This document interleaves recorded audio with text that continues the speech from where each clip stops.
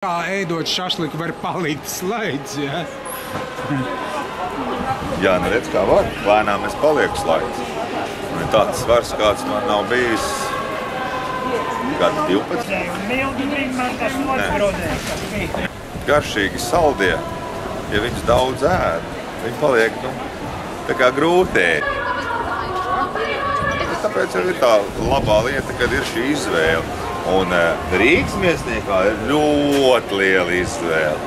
Un tur var izvēlēties, ko nu grib un kā nu grib un kādus tik nu grib tos gardumus. Tā kā, ja grib, tad var atrast un galvenais ir, laikam nevis pareizi teikt grib, bet galvenais, lai būtu vēlēšana. Lai dziesmas skan. Kas tā pašam Bergmanam ir garšīgais šašliks?